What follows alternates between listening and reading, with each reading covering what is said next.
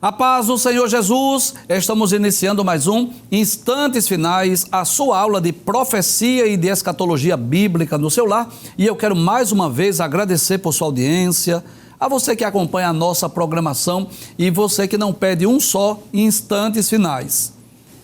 Eu gostaria de agradecer também a você pelas mensagens que temos recebido diariamente pelo WhatsApp do programa, que é o 994661010. Que Deus te abençoe. Que as bênçãos de Deus continuem sendo derramadas sobre a sua vida, sobre a sua família. Seja muito bem-vindo aos Instantes Finais. Se você está acompanhando diariamente o nosso programa, você sabe que nós estamos estudando sobre profetas e profecias, né? Nos programas anteriores, nós estudamos sobre o ministério profético de Samuel, estudamos sobre o ministério profético de Natã, sobre Aías, sobre Micaías, estudamos até sobre alguns profetas anônimos também. E nos últimos programas nós estudamos sobre o ministério profético de Elias. Vários programas para estudar não só as profecias, mas também os muitos milagres que Deus operou através de Elias, que ficou conhecido como o profeta de fogo. Hoje nós iniciaremos o estudo do ministério do profeta Eliseu, que foi o sucessor de Elias e é um dos profetas mais conhecidos da Bíblia. Eliseu foi um discípulo de Elias e foi chamado por Deus para ser o seu sucessor.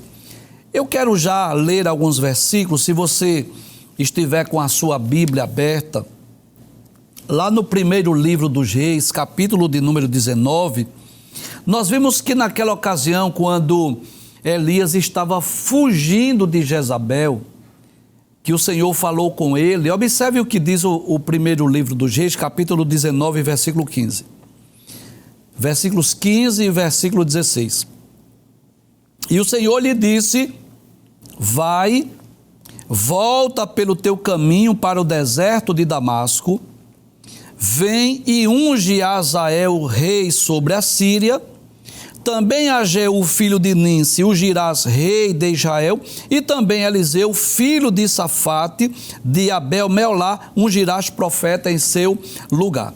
Então, Deus já havia dito a Elias quem ele deveria ungir e quem seria escolhido para ser o seu substituto ou o seu sucessor. E eu posso ler no mesmo capítulo 19 do primeiro livro dos Reis, os versículos 19 a 21, que é a ocasião em que Eliseu segue, acompanha Elias. Veja o que diz os versículos 19 a 21. Partiu, pois, Elias dali e achou Eliseu, filho de Safate, que andava lavrando com 12 juntas de bois diante dele. Ou seja, Eliseu estava trabalhando na lavoura, na agricultura, arando a terra com os bois. E ele estava com a 12ª, né, a 12ª junta de boi, trabalhando ali no campo, arando, cuidando da terra. Elias passou por ele e lançou a sua capa sobre ele. E este lançar a capa, Eliseu entendeu: Deus está me chamando para ser profeta, para exercer o ministério profético.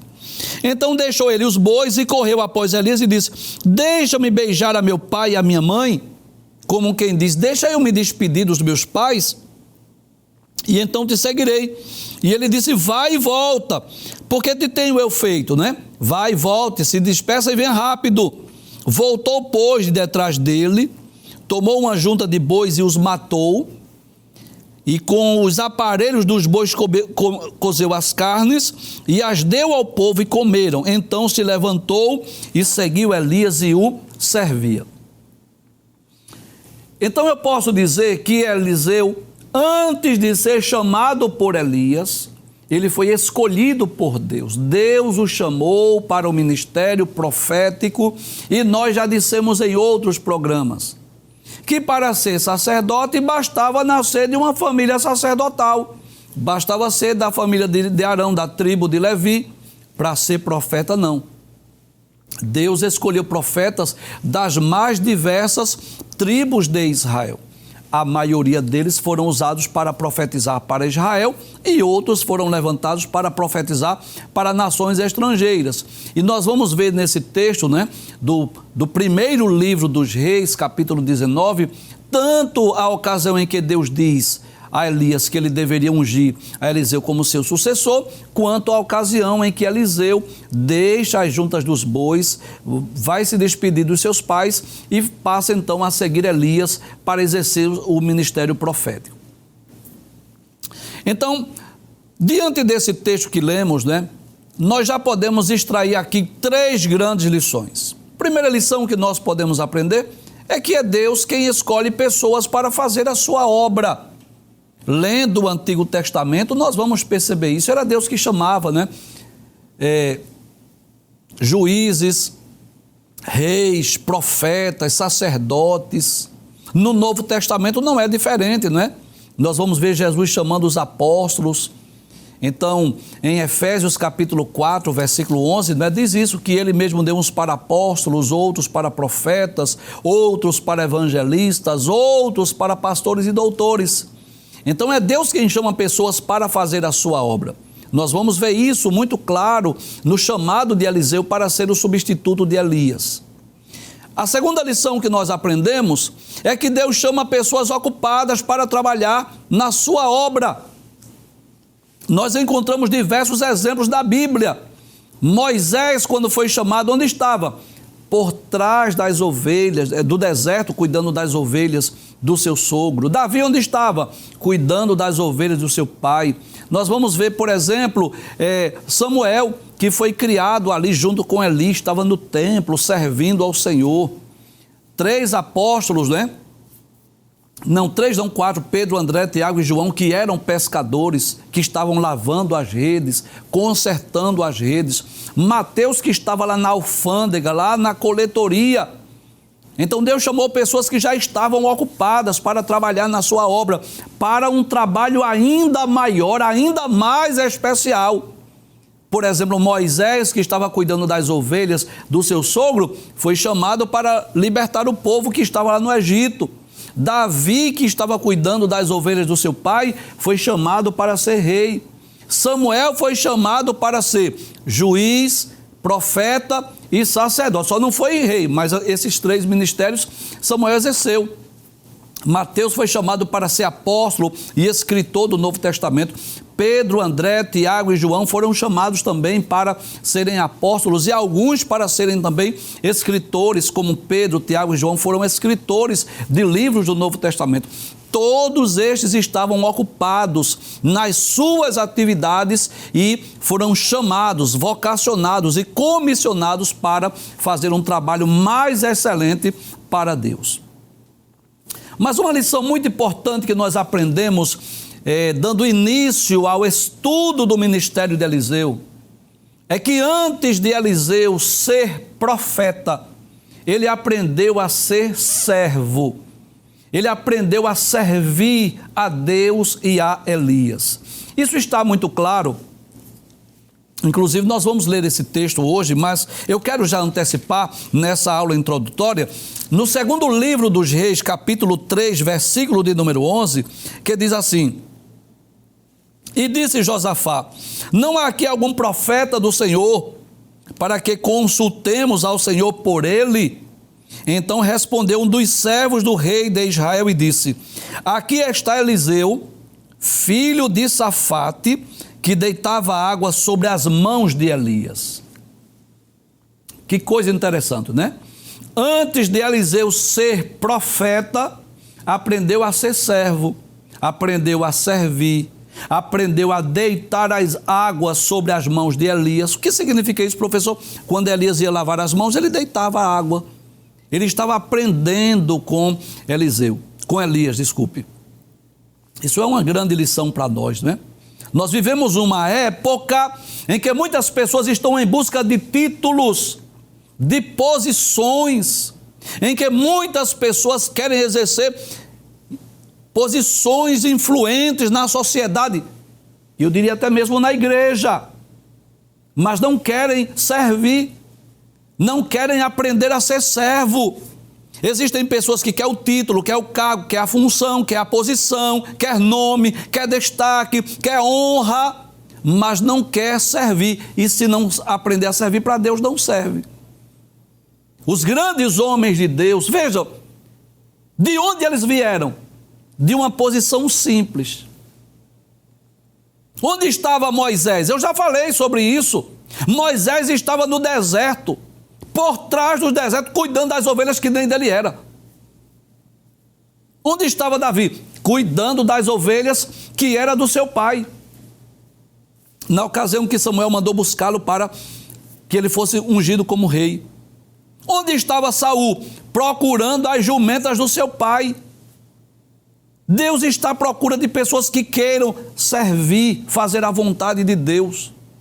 Deus não está interessado naquelas pessoas que querem o título, a função, a posição, quer ser honrado. Não, Deus está à procura de servos. Foste fiel no pouco, sobre o muito eu te colocarei. Você já observou que Jesus, quando veio à terra, ele foi buscar pessoas simples para lhe seguir? Ele não foi buscar lá onde estavam os mestres, onde estavam os escribas, onde estavam os fariseus. Não, ele foi buscar pessoas simples. Já imaginou? O chamado de Deus contraria a lógica humana. Eu vou repetir essa frase. O chamado de Deus contraria a lógica humana. O que era de se esperar que Jesus fosse chamar? Os escribas, os mestres, os doutores da lei, aqueles que interpretavam a Torá, as Escrituras. Jesus vai chamar o quê? Pescadores, pessoas simples. E é claro que não estou com isso dizendo que Jesus não pode chamar pessoas cultas. Lucas, por exemplo, que é escritor de 2 livros do Novo Testamento, claro que era uma pessoa culta. Paulo era uma pessoa culta, claro. Não estou dizendo que Deus só chama pessoas simples, não. Não é isso.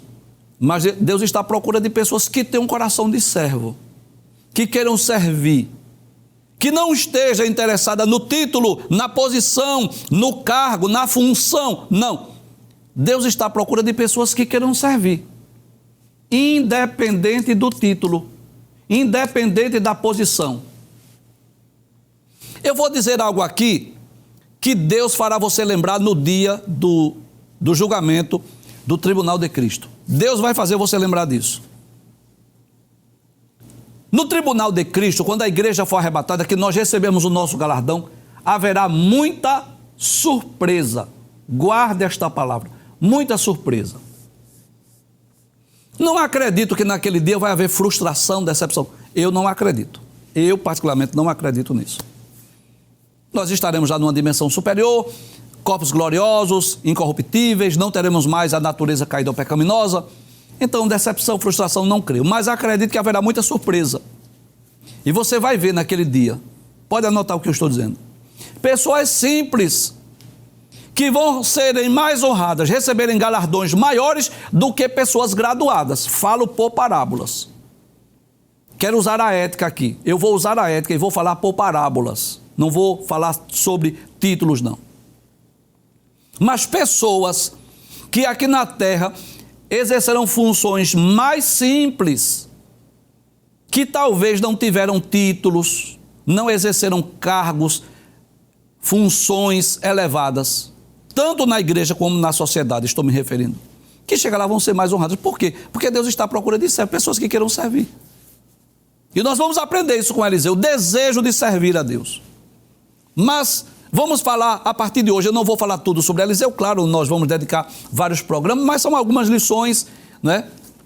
Eu, antes de falar sobre o ministério profético, gosto de trazer algumas informações que eu considero importantes sobre o ministério desses grandes homens de Deus. E hoje vamos estudar sobre o seguinte tema. Abre a tela. Eliseu salva 3 reis e os seus exércitos. Então, à sua esquerda está aí uma imagem meramente ilustrativa do profeta Eliseu, e à sua direita, como que 3 reis indo para uma guerra, numa terra seca, faltando água, prestes a perecer. É sobre esse milagre que nós vamos estudar. Pode passar a tela, vamos para a introdução da nossa aula. Diz assim, na introdução, que depois da morte do rei Acasias, traz a tela, Inclusive, nós estudamos essa história da morte do rei Acasias. Quero só lembrar a você. Rei Acasias era filho de Acabe, que havia caído das grades de um quarto, estava doente e mandou seus servos buscar, não é, consultar Baal-zebub. Lembra disso? O deus de Ecrom, que Elias encontrou os mensageiros e mandou perguntar se não havia profeta em Israel. Não havia Deus em Israel, lembra disso? E o rei mandou buscar Elias, e Elias disse: você vai morrer, você não vai descer dessa cama. Essa cama que você subiu, você não vai descer. Então, ele morreu. Volta ao texto mais uma vez, a introdução. Então, depois da morte de Acasias, que era filho de Acabe, Jorão, seu irmão, começou a reinar em Israel. Por quê? Porque Acasias não deixou descendente, não deixou herdeiro. Então, quem herdou o reino, o trono em Israel? Jorão, que era irmão de Acasias e era filho de Acabe e Jezabel. Durante o seu reinado, o rei dos Moabitas, que pagava impostos a Israel, se rebelou. Então Jorão se uniu ao rei Josafá e ao rei de Edom para guerrear contra os Moabitas. Mas durante a jornada faltou água para os homens e animais. Então Josafá mandou consultar o profeta Eliseu, que profetizou não apenas a abundância de água, mas também a vitória na guerra, conforme segundo o livro dos Reis, capítulo 3, versículos 1 a 24. É sobre essa história, esse milagre que envolve, né? Essa história que vamos estudar hoje, essa aula hoje envolve profecia e envolve também milagres. Passa a tela, por gentileza. Então, nos versículos 1 e 2 do capítulo 3 do segundo livro dos Reis, diz assim: E Jorão, filho de Acabe, começou a reinar sobre Israel em Samaria no 18º ano de Josafá, rei de Judá, e reinou 12 anos. Traz a tela, por favor. Eu quero trazer à vossa lembrança o que nós já dissemos em outros programas, que nessa época havia 2 reis reinando sobre as 12 tribos. Você lembra que a partir do reinado de Roboão, filho de Salomão, que o reino dividiu-se. Havia um reino reinando sobre 10 tribos, reino do norte, e outro rei reinando sobre 2 tribos, que era o reino do sul. Então, nesse período, eu posso dizer que o rei Jorão, ele era contemporâneo de Josafá. Josafá estava reinando em Jerusalém e Jorão estava reinando sobre o reino do norte, sobre as 10 tribos lá em Samaria. Pode abrir a tela, por favor. E fez esse rei Jorão, filho de Acabe, o que era mal aos olhos do Senhor. Ou seja, no seu pecado, na sua idolatria, porém não como seu pai, nem como a sua mãe. Porque tirou a estátua de Baal que seu pai fizera. Traz a tela. Então, Jorão foi um bom rei? Não, não foi. Mas ao menos ele não foi tão mau, tão perverso quanto o seu pai Acabe e como a sua mãe Jezabel. Então ele foi um mau rei, mas não tão perverso, não tão pagão, não tão idólatra quanto os seus pais. Passa a tela, por gentileza. Aí o texto diz: contudo aderiu aos pecados de Jeroboão, que você deve lembrar que Jeroboão foi o primeiro rei do reino do norte, filho de Nebate, que fizera pecar Israel. Não se apartou deles, ou seja, não se apartou da idolatria. Traz a tela. Não se apartou do paganismo.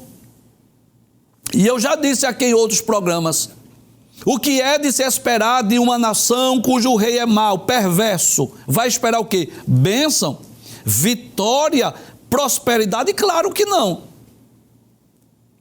Porque quando Israel estava sendo reinada, governada por um rei mau, pagão, idólatra, qual era a tendência da nação? Irem tudo para a idolatria. Quando era um rei bom, temente, piedoso, qual era a tendência? A chegar-se a Deus. Os bons reis traziam a nação para perto de Deus. Os maus reis conduziam a nação para o paganismo, para a idolatria. E é de se esperar o quê? Bênção para alguém que está fora do projeto de Deus? Claro que não, castigo, juízo. Abre a tela mais uma vez, por favor. E o que aconteceu? Naquele período do reinado do rei Jorão, Mesa, rei dos Moabitas, era contratador de gado e pagava ao rei de Israel 100.000 cordeiros e 100.000 carneiros com a sua lã. Deixa eu explicar.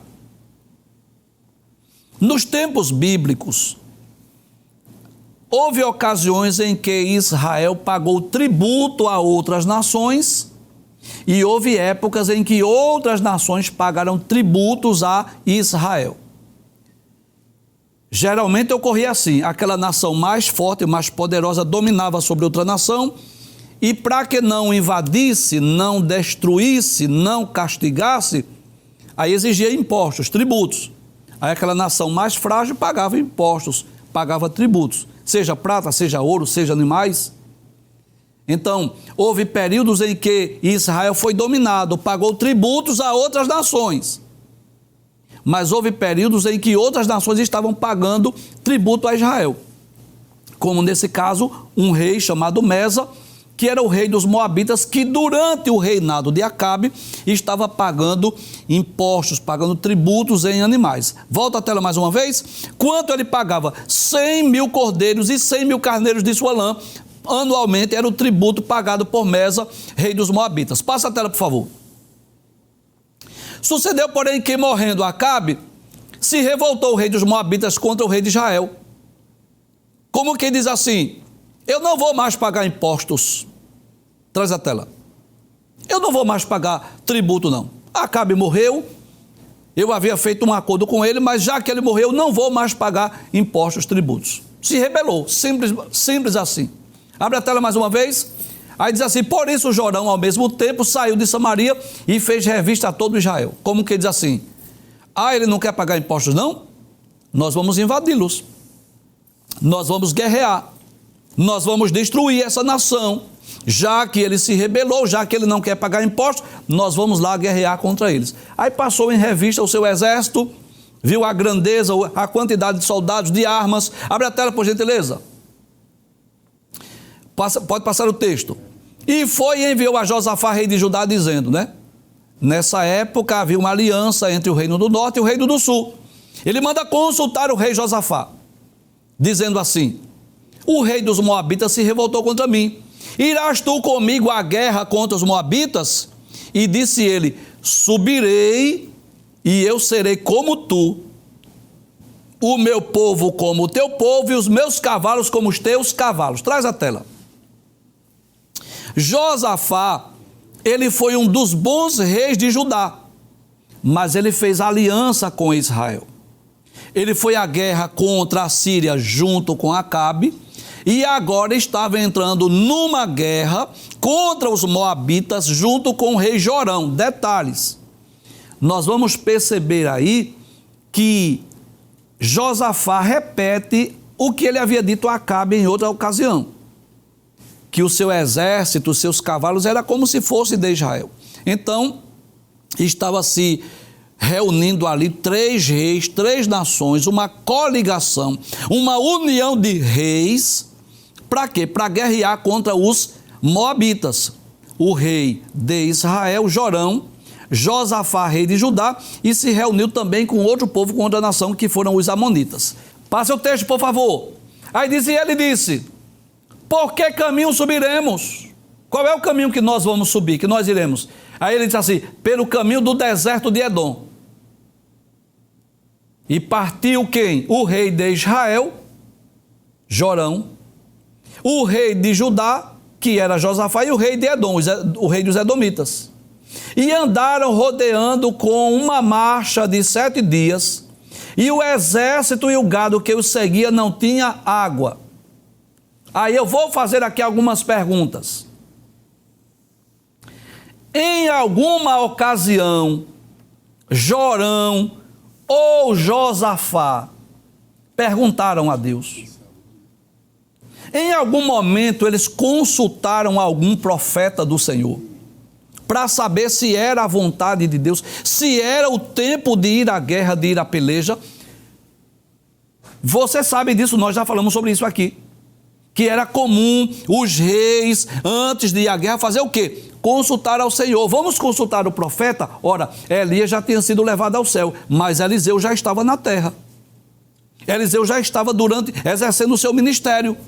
E o que era de se esperar principalmente do rei Josafá. Vamos consultar ao Senhor. Vamos saber se Deus está nesse negócio. Vamos saber se é tempo de ir à guerra. Vamos pedir a Deus estratégia. Perguntar ao Senhor como é que a gente vai para essa guerra. Mas o que foi que fizeram? Saíram, se reuniram, juntaram os exércitos e foram para a guerra sem consultar ao Senhor. E qual é a tendência? Dá errado. Guarde esta frase. Guarde esta frase. Se tiver com papel e caneta, escreva. Quem não ora antes, com certeza vai ter que orar depois. Porque às vezes o projeto dá errado porque não consulta a Deus, não perguntou ao Senhor. Não pediu uma direção, não pediu uma orientação. Às vezes os planos, os projetos na mente humana são bons, são favoráveis, mas está fora do propósito divino. Às vezes não é o tempo. Então não consultou a Deus antes, vão ter que consultar depois. Porque vão aqueles 3 exércitos caminhando no deserto, aí daqui a pouco faltou água. Como é que o exército vai vencer uma guerra se eles não têm água para beber? Nem para eles, nem para os animais. Passa o texto, por favor. Aí diz assim, pode passar a tela, por favor. Então disse o rei de Israel, que o Senhor chamou a estes 3 reis para os entregar na mão dos moabitas. Aí eu pergunto, quem foi que disse isso? Foi um profeta de Deus? Não. Quem estava dizendo isso era Jorão. Aí eu pergunto, foi Deus que montou aquela cilada, aquela armadilha? Não. Mas ele estava culpando quem? A Deus. Aí veja, ele não ora, não consulta a Deus, não pergunta a Deus se era para ir à guerra, aí quando dá errado, coloca a culpa em quem? Em Deus. Não acontece isso muitas vezes? A pessoa faz o seu plano, faz o seu projeto, não ora, não consulta a Deus, não pergunta a Deus se é a vontade deles, aí faz, quando dá errado, diz assim, é Deus me provando, é Deus me castigando, foi Deus. A pergunta é, será que foi Deus mesmo? Ou foi porque o seu plano estava errado? Por que não consultou antes a Deus? Por que não consultou antes o profeta? Passa a tela, por favor. Aí Josafá diz assim, não há aqui algum profeta do Senhor para que consultemos ao Senhor por ele? Traz a tela. Isso me faz lembrar que noutra ocasião, quando o rei Josafá, junto com Acabe, estavam indo para uma peleja contra a Síria, que foi exatamente aquela ocasião em que o rei Acabe morreu, Josafá diz assim, não tem aqui um profeta de Deus para que possamos consultá-lo, mandou chamar quem? Isso, muito bem, Micaías. Josafá deveria ter consultado o profeta antes. Josafá deveria ter mandado chamar Eliseu antes de ir à guerra. Antes de dizer a Jorão, eu vou, perguntar assim, eu vou consultar a Deus. Antes de dizer sim ao rei Jorão, ele deveria primeiro consultar ao Senhor. Abre a tela. Aí respondeu um dos servos do rei de Israel e disse assim, aqui está Eliseu, filho de Safate, que deitava água sobre as mãos de Elias. Já falei sobre isso. Eliseu era servo. Eliseu era um discípulo, era um aluno de Elias e estava profetizando. Passa a tela, por favor. Disse Josafá, está com ele a palavra do Senhor. Então, o rei de Israel e Josafá e o rei de Edom desceram a ele. Vamos lá, nós 3, vamos consultar o profeta, vamos saber qual é a vontade de Deus. Passa a tela. Aí disse Eliseu assim ao rei de Israel, que tenho eu contigo? Vai aos profetas de teu pai e aos profetas da tua mãe. Por que Eliseu tratou assim o rei Jorão? Por causa da sua rebelião. Traz a tela. Por causa da sua rebeldia, por conta do seu paganismo, por conta da sua idolatria, pelo fato dele não ser um bom rei, pelo fato dele estar conduzindo uma nação para distante de Deus. Nós já dissemos aqui, ele não foi tão mal quanto Acabe e Jezabel, mas não foi um bom rei. Ele está registrado entre os reis maus que seguiram o exemplo de Jeroboão. Abre a tela mais uma vez.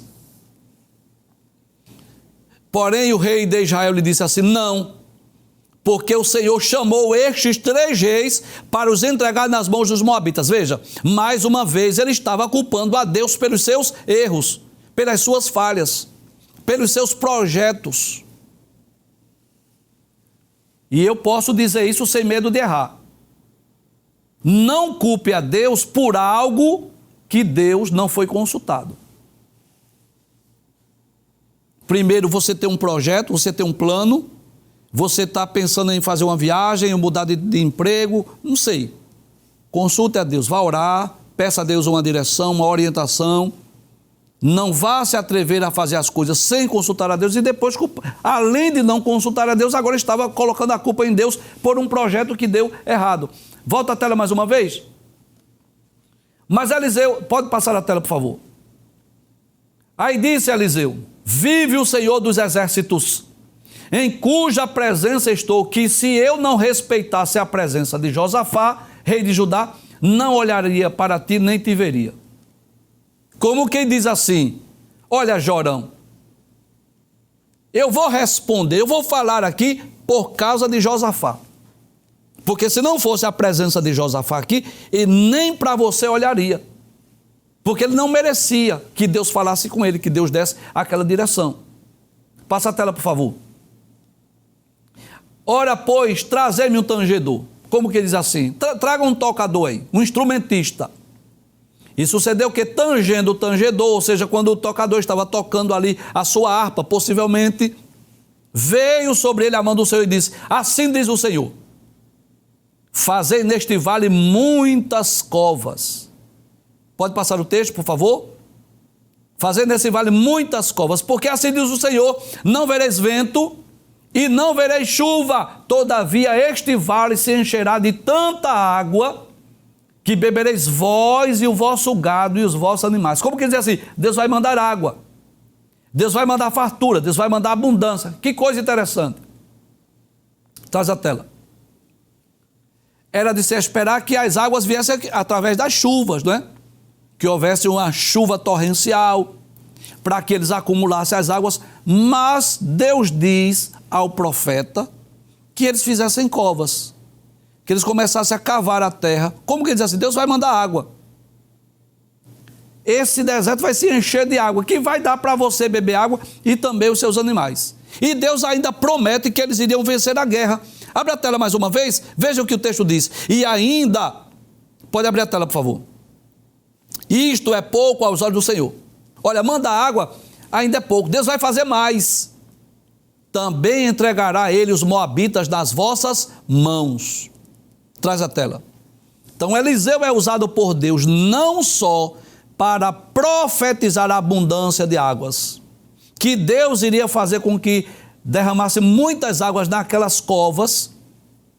Qual era a função dos homens? Cavem, não é? Façam aí uma espécie aí de cisternas, faça aí seus poços para juntar as águas, que eu vou mandar muita água, água com fartura. Isso é pouco para Deus. Deus vai dar vitória a vocês sobre essa guerra. Deus vai entregar os moabitas das mãos de vocês. Eles estavam pedindo somente água, mas Deus estava dizendo: eu vou fazer mais, eu vou entregar os moabitas em vossas mãos. Passa a tela, por favor.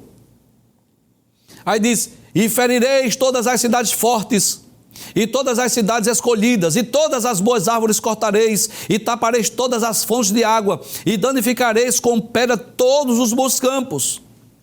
E sucedeu que pela manhã, oferecendo-se a oferta de manjares, quando os sacerdotes estavam oferecendo as ofertas ao Senhor, eis que vinham as águas pelo caminho de Edom, e a terra se encheu de água. Deus fez com que derretessem as geleiras e viesse ali muitas águas, não de chuva. Traz a tela.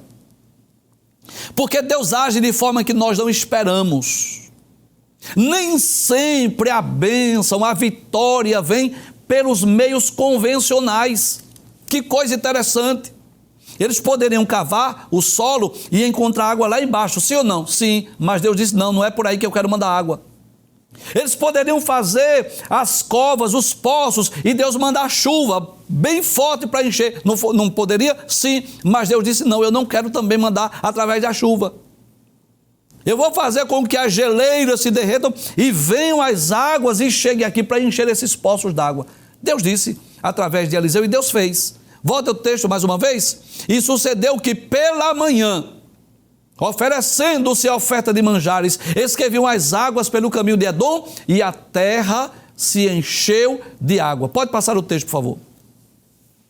Ouvindo, pois, os moabitas que os reis tinham subido para pelejarem contra eles, olha, chegou a notícia, aí vem 3 reis agora, vem o rei de Judá, o rei de Israel e o rei de Edom.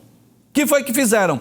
Convocaram a todos os que cingiam o cinto e daí para cima e puseram-se às fronteiras. Vamos para a guerra, vamos para a batalha. E levantando-se de madrugada, no amanhecer do dia, e saindo o sol sobre as águas, a água, quem sabe assim, por conta do amanhecer do dia, né? Estava como que cor de sangue, e viram os moabitas defronte deles as águas vermelhas como sangue, aí fizeram uma dedução errada. Como que diz assim, eles começaram a lutar entre si, está cheio de sangue essas águas, mas não era o sangue das águas, não era sangue, é porque o dia estava amanhecendo, eles olharam assim, a água como que meio avermelhada. Passa o texto mais uma vez, por favor. Aí disseram, isso é sangue, certamente que os reis destruíram a espada e se mataram um ao outro. Agora, pois, a presa, moabitas. Como que diz assim? A gente não precisa nem lutar, eles já guerrearam entre si, pensaram consigo que os 3 reis, os 3 exércitos haviam lutado entre si, pensaram que ia buscar só a presa, os despojos da guerra. Porém, chegando eles ao arraial de Israel, pensando que ia buscar só os despojos, os israelitas se levantaram e feriram os moabitas, os quais fugiram diante deles. E ainda os feriram nas suas terras, ferindo ali também os moabitas. Que coisa extraordinária.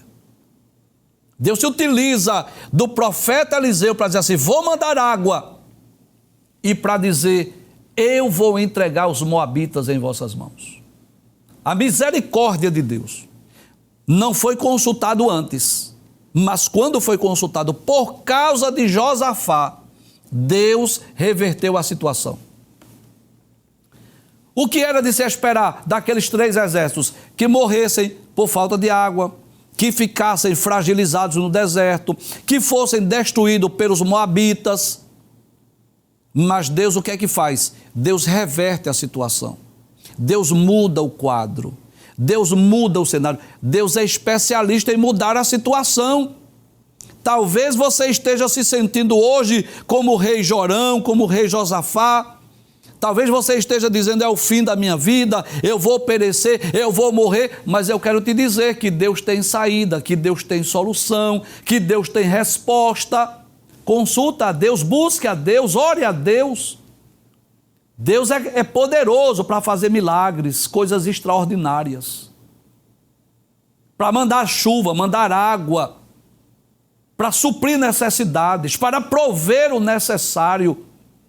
E aqueles 3 reis, embora que haviam errado porque saíram sem consultar a Deus, mas a misericórdia de Deus, a longanimidade de Deus é tão grande que fez com que Deus usasse o profeta para dizer assim, eu vou mandar água e eu vou entregar os moabitas em vossas mãos. E nós aprendemos 3 grandes lições nessa história. Primeira lição, não faça projetos sem consultar a Deus. Não execute projetos sem perguntar qual é a vontade do Senhor. Segunda lição, não culpe a Deus por algo que Deus não provocou. Não há registro que Deus mandou juízo, ou Deus mandou castigo, ou Deus mandou a seca, não. Aquilo foi um projeto humano que deu errado, que Jorão colocou culpa em Deus. Não culpe a Deus quando você não tem certeza que isso provém de Deus. Terceiro, mesmo que a situação seja difícil, mesmo que você não veja saída ou solução, eu quero dizer que Deus está pronto para fazer milagres, para mudar o quadro, para mudar a história e fazer com que a vitória seja alcançada.